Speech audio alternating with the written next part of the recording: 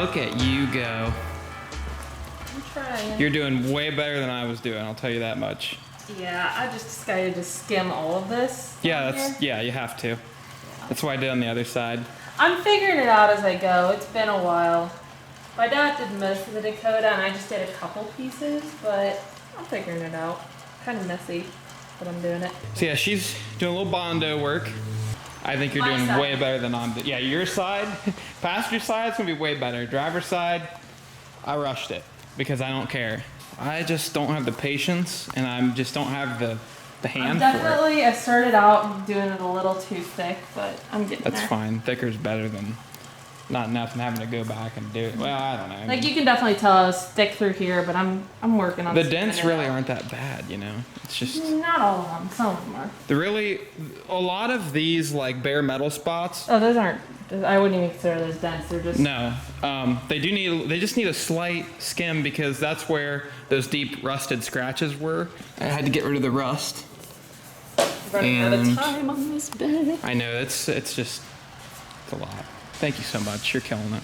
She said she owed me truck time. Well, I put her on the job. But seriously, I needed help. Like, I suck at this part. Now, me, yeah.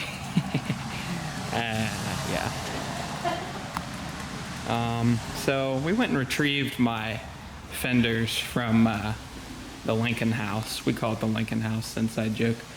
Went and retrieved my fenders from the old shop. Yeah. Should we run them? I think we will. I think I'm gonna run them just like how they are. They got some dents. This is just holding on by a thread, but you know, it's fine. Everything's fine. The truck will get painted and it'll get new fenders one day, but today is not that day. What you think of all this ICT Billet shiny goodness? Looks fast. It does look fast. I hope it looks as fast as it is. We'll see. You mean is as fast as it looks? Sure, whichever way floats your boat. So yeah, I've been scraping off whatever this grease is. That's what the hole inside the fender looked like a little bit ago. Like I said, we just want to get this thing going, man. I need some motivation. Like the more parts I bolt onto it, the better I feel. And if I get some fenders on it, then it'll make me really happy because then it'll just look more like a truck. And it'll make me happy, right? Right. Are you doing work without my supervision? Well, as you see, I got a little excited tonight. This is all coming back off. I don't know why I put it on. I got really excited. Just wanted to test fit everything, see how everything's shaping up. And so I didn't order necessary fasteners and things that I don't have or I've lost or they're so rusty. Anyways, we got this lightweight core support from Ron Rhodes, Custom Auto. Really nice piece. I'm like trying to fit up my old grill and fenders. I'm like, what's going on here? Like, where am I going wrong? I'm like, oh my god, is this thing for the 98? What's going on? I'm like, it's all in backwards. So it's inside out. So it was a good try. It's certainly a good try. Good work. All right, guys. So I just started unboxing this stuff, and I got a nice letter from Tayton at ICT. Man, they sent all kinds of goodies in here. That's awesome. Got some shirts. Oh, that's badass. Oh, no way. They got no OBS on that shirt. Square body. Dude, that's sick. I like those. And they got my size right. So nice of them. I really appreciate that. Okay, so the next thing to install is our Steamport crossover. I'm only running these front two. And I actually didn't realize this until I bought the four, whatever you want to call it, the 4-piece connector one. Until I realized the back of my heads are plugged off. They have like freeze plugs in or something, I don't know. But these are $7.99 heads, and for whatever reason, they switched to just the front two, which actually works perfectly fine after doing tons of research. The main thing is steam is going to rise to the front of the engine or to the highest point. And the reason they run these is to keep air pockets out of the heads. And if you have an engine like this that's tipped back, it's a truck, so engine's got quite a bit tipped back. There's no point in having any crossover ports to the back because it's all just going to rise to the front. And I've seen a lot of race cars with just the fronts. I don't know whether we're gonna tap in to the water pump or if we'll have like a separate can for it. I'm not sure, but for now we're just gonna install this real quick. It makes all the difference. Okay, next thing to install is this little oil feed plate that goes down by the oil filter. This is something I forgot about. I need to take off whatever is there that just came on the oil pan that I bought, and we'll put this in there instead. This will feed my turbos oil eventually. This is for a twin turbo application, has 2 ports. So our new plate just uses a O-ring, comes with it. So that's pretty nice, don't have to use a gasket. All right guys, so man, this video spanned over the course of a couple months. So, you know, the last few months has been pretty crazy with us getting invited to Roadkill. Things have gotten really busy, and we haven't really been able to work on the truck very much, which is okay. Just other things going on, trying to take the racing program more seriously. You know, we're trying to win races. It's been a while since we won some races, so we've been putting a lot of effort into that. And then, you know, again, the Roadkill thing going on now.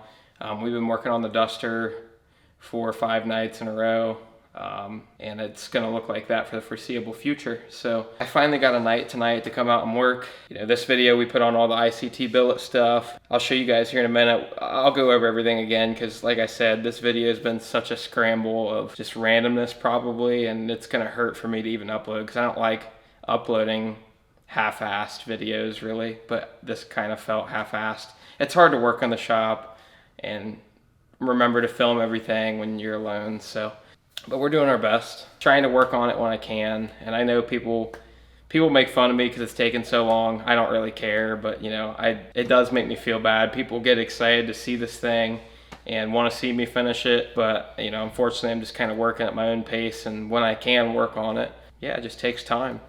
And we just got a lot going on. But all right, so let's go look at this thing. So to start off, we got our new Rhodes Custom Auto lightweight core support. This is from Ron Rhodes' company, Rhodes Custom Auto. You guys got to check out their website. They make some really awesome stuff. Core supports, seat brackets, a lot of nice stuff. So check them out. Installed our front accessory stuff. Something I've never done before, I've never worked on, never put together. And I was able to figure it out. Due to these very nice instructions that they send, they make it really easy. It's basically Legos. Like, I was so nervous to do it just because I've never done it before and I didn't know what I was doing, but literally like putting together Legos. So super easy, even I can do it. And I don't know what I'm doing. We got all that put on, I gotta get a belt, figure out what length I need. And then, so after I did all that, ICT sent these crazy looking valve covers. These look absolutely awesome. I never thought I'd have something that looks that nice in this truck. I mean, honestly. So huge shout out to ICT Billet and Tayton. He got me hooked up with this stuff. Nice new valley cover. I'll tell you what happened. So we got these turbo manifolds from On3 Performance, and they look great, but I guess I just didn't realize that, you know, there's not enough room for the coil packs to sit here. So you have to relocate the coils. And, you know, I was planning on using the stock valve covers. I painted them blue, that whole thing. Then I was like, well, I might as well get some nice valve covers. And then, you know, that took off. And ICT Billet's coil pack relocation kit. They got this nice bracket here that puts them all together. We'll probably mount that on the inside of the on the inside of the frame rails, somewhere under the truck.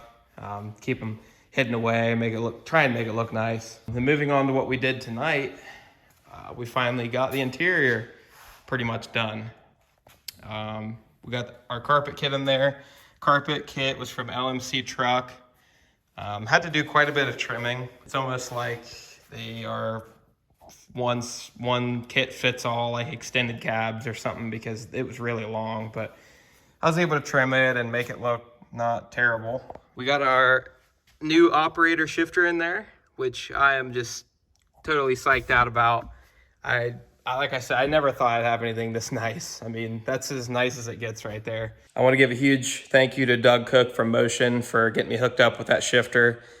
He let me trade in I have had a power glide operator for a long time for my Blue S10, and you guys know the story with that. It's sat forever. I already have a nice Hurst shifter in there. That's just what's always been in the truck, so figured I'd leave that one in there. But Doug was nice enough to let me send that one back, and he sent me a 4L80 one for this truck. So huge thank you to Doug for that. And I didn't know he was gonna do this, but he even sent me the cup holders, and I gotta put these grips on.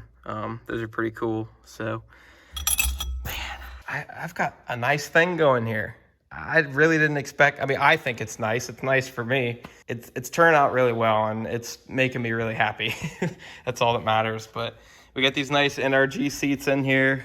I didn't want to go with Kirkey's just because I plan to drive this thing quite a bit. And these NRG seats are the same ones that are in my dad's Nova that Billy put in. And I've ridden in them before, and they're really, really comfy. So, and they look great. I got those at Jags, NRG Innovation. $280 a seat, so not bad at all. And then, the seat brackets, those were from Rhodes. These were pretty easy to put in. Since my truck was originally bench seat, it utilizes the 2 factory holes, and then you just line it up and drill the other ones. So those are really nice, easy to install, and they fit great. But yeah, it's looking great, man. I'm super happy.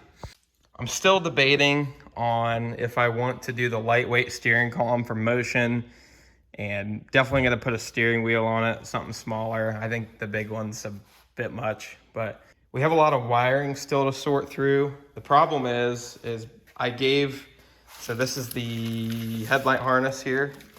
This is the taillight harness, and this is where the old engine harness would have plugged in. Idiot me 2 years ago was thinking that I'd never need it, but as it turns out I do, and I gave it to Uncle Bucko, and it can't seem to come up with it, so I might be in trouble there. But it might end up, I want this thing to be a street truck, and I want it to be off the key and the whole deal, but chances are we might put a switch panel in it and just kind of, but might go that route if I can't. And I'll just end up making my own little harness for the few things that I do need. And if I do get this harness back, I just need to thin it out to like the 4 wires that I need. So I got to decide what I'm going to do there. So that's going to about wrap it up. Again, I hate uploading videos like this that are so spread out, and it feels kind of, I don't know. I just hope it's entertaining to somebody. I just wanted to mainly show everyone where we're at with the truck. We're making progress here and there when I can. I try my best, it's all we can do. Thank you guys for watching. Oh, Dakota's photobombing me. Who knows what we're going to do with that thing. Thank you guys for watching. We'll see you guys in the next one.